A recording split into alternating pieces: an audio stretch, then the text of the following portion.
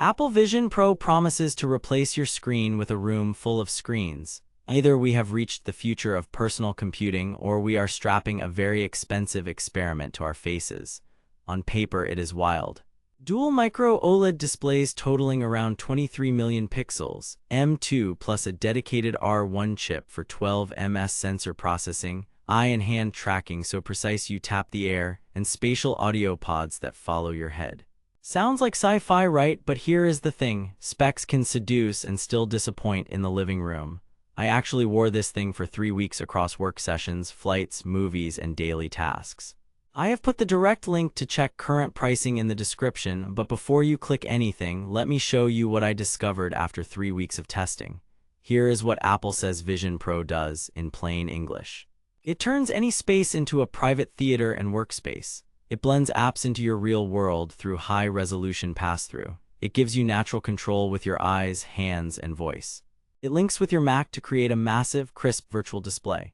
Pretty bold claims. The marketing highlights: stunning micro OLED clarity, like two 4K TVs strapped to your face, low latency color pass-through that keeps you anchored in reality, best-in-class eye-hand tracking for effortless navigation, spatial environments, and media that feel immersive. But here is where things get interesting. Reality check: they claim ridiculous clarity. What you actually get is the sharpest headset display I have used, with a sweet spot that is jaw-dropping for text and movies. Here is why the nuance matters. Center sharpness is elite, but at the edges you will notice some softness and chromatic fringing if you push windows too far off-center. They claim low latency pass-through. Reality: it is the best color pass-through yet, comfortably good enough to type on a laptop, glance at your phone, and walk around your desk without panic. In dim light, noise creeps in and dynamic range drops so bright windows can blow out. Apple cites 12 ms sensor-to-display processing via R1 and it feels close, but in fast hand motions you still see a touch of motion blur. They claim all-day productivity. Let's be real here. A pocket battery rated for roughly 2 hours of mixed use or about 2.5 for straight video is not an all-day setup unless you run a cable to the wall. Here is where it gets mathematically impossible.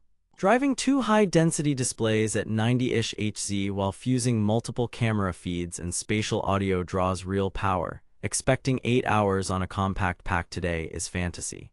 You can hot swap or plug in, but mobility drops. They claim natural control. Reality: eye tracking is criminally good. You look, the cursor snaps, you pinch, it clicks. It feels like telepathy. But typing on the floating keyboard is slow. I averaged maybe 25 words per minute versus 70 plus on a physical board. Voice dictation helps, but for real work you will pair a magic keyboard and trackpad. They claim a rich app ecosystem. The plot twist: many iPhone and iPad apps run, but some heavy hitters were missing at launch and you lean on web apps or third-party clients for things like YouTube. It is improving, but if you expect Mac-grade app depth on day one, temper it. They claim productivity via Mac Virtual Display. Reality: it beams a single super sharp monitor into your space. Text is crisp enough to code or edit docs and latency is impressively low over Wi-Fi, but you are limited to one mirrored screen and interactions still happen on your Mac keyboard or trackpad. As for comfort, they do not shout about weight. After 30 to 45 minutes, the front heaviness sets in for many faces. The optional dual strap helps, but it is still a commitment. Sweat and light seal fit can be fussy, and if you wear glasses you will need ZEISS inserts, which adds cost and friction. And personas, the digital avatar for FaceTime, are better than meme fodder but still uncanny in certain lighting. Detailed breakdown, display and pass-through: movies look spectacular. Disney 3D titles and Apple's spatial videos feel theater-like, and HDR pops. Reading fine text in the center is comfortable. Keep critical windows in the sweet spot. Pass-through is good enough to pour coffee, glance at your watch, and not smash your hand on your desk, but low light grain and highlight bloom are real. Sound and immersion: the audio pods deliver convincing spatial audio. Voices sound anchored and environments feel big without isolation. You will still hear your surroundings, which helps with awareness but reduces total escape. Battery life: expect around 2 hours of real work, Slack, Safari, Mac display, a call or two before grabbing the cable. Video marathons stretch closer to 2.5. You can run plugged in for long sessions, but that kills the freedom vibe. Comfort and fit: build quality is premium, but weight distribution is front-loaded. I found 30-60-minute sprints perfect. Beyond that, cheek pressure and strap adjustments become a dance. The dual-loop band improved stability. App ecosystem. Here is what nobody tells you. Most of your time is web apps, Apple's native suite, and a handful of standout experiences. Gaming is limited without controllers. For productivity, pairing a keyboard and trackpad is essential. User sentiment mirrors this. 5-star raves for screen clarity and UI magic. 3-star notes for comfort, battery reality, and app gaps. What the marketing does not mention, personas still raise eyebrows on client calls. Use your Mac camera when it matters. Verdict, recommended with a giant asterisk. If you are an early adopter who cares about immersive media, focused single display work, and you want the most polished eye-hand tracking on the market, this is the one to try. The main pros.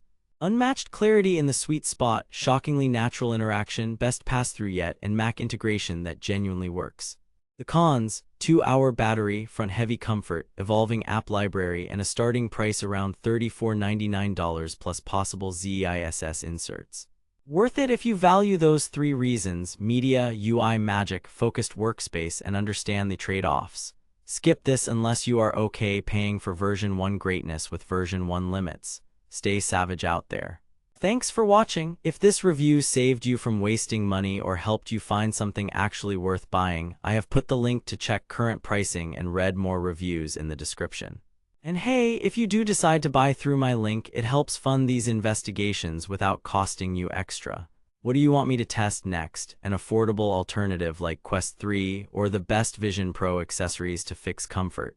Drop a comment, hit like if this helped, and subscribe for the next brutally honest breakdown. This is your guide to avoiding tech roulette, signing off.